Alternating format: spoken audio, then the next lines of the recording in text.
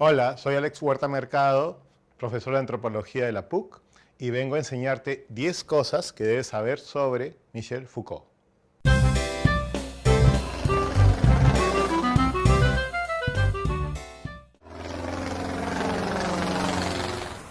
1. Michel Foucault nació en 1926 en Poitiers, a 400 kilómetros al sur de París. Su padre era un eminente médico.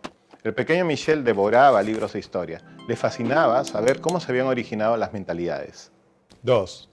A los 14 años, Michel es testigo de cómo los nazis invaden Francia. Eso influirá bastante en su pensamiento futuro. Es decir, se une a la liga de pensadores que cuestionarán las grandes ideologías. ¿Cómo es posible que en el siglo XX hubieran habido 2 guerras mundiales?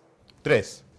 Durante su adolescencia, Michel experimenta su autodescubrimiento como homosexual, lo cual le trae bastantes conflictos en una Francia todavía conservadora, y sobre todo con su padre, que no duda en internarlo en instituciones psiquiátricas. También en experimentar varias consultas con psicólogos. Esto no le gusta nada, pero lo ayuda a pensar. Es por eso que en 1961 publica Historia de la locura en la época clásica, con lo cual va descubriéndonos a través de material histórico cómo el concepto de lo normal y lo loco va cambiando según la sociedad. Por ponerte un ejemplo, alguien que en el siglo XV decía ver un santo era considerado también como un iluminado. En cambio, imagínate a alguien en el siglo XXI que dice ver un santo, probablemente lo metan en una institución psiquiátrica. 4. En 1963, Michel termina su obra magna, Las palabras y las cosas, una arqueología de las ciencias humanas.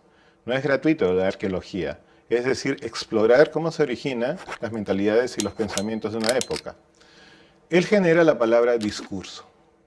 No es, y no confundir, con la idea de que yo me paro y doy una suerte de acto oratorial frente a un público. No, se refiere a otra cosa. El discurso es la construcción social de la verdad. Es decir, cómo se ha ido construyendo lo que nosotros creemos que es moral, ético, bello, placentero, correcto o malvado en general. 5. Sabemos entonces que el discurso es la creación social de la verdad. Pero, ¿quién lo crea? ¿Quién lo impone? Foucault dice que el poder. Es decir, un conjunto de instituciones, que puede ser la iglesia, los grupos de poder económico, los grupos que han tenido hegemonía política, y que poco a poco van generando una serie de normas que ya están interiorizadas en nosotros. ¿Cómo? Pues a través de la educación, a través de la socialización, a través de los medios de comunicación. 6.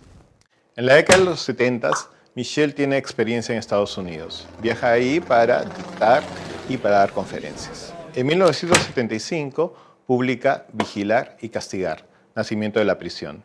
Aquí nos enseña cómo ha ido cambiando la idea del concepto de criminal y sobre todo cómo ha ido cambiando la idea de castigar.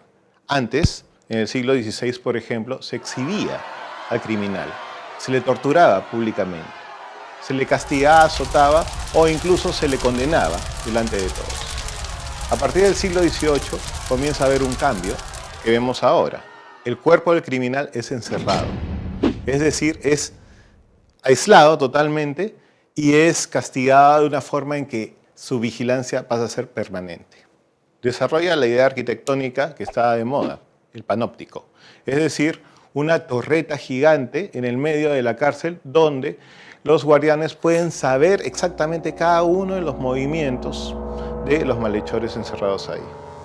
Esta metáfora, el panóptico, lo llevará a entender cómo en realidad la sociedad vigila no solamente a sus delincuentes, sino a nosotros mismos. 7. Eso es lo maravilloso de Michel Foucault. Cada cosa que estudia la convierte en una metáfora.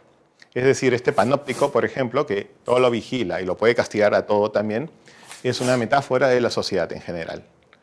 Cómo las instituciones quieren que nuestros cuerpos sean dóciles. Por ejemplo, acuérdate en el colegio cuando marchabas. Acuérdate cómo tenías que sentarte. Acuérdate cómo tenías que pararte. Acuérdate cómo tenías que relacionarte con el profesor.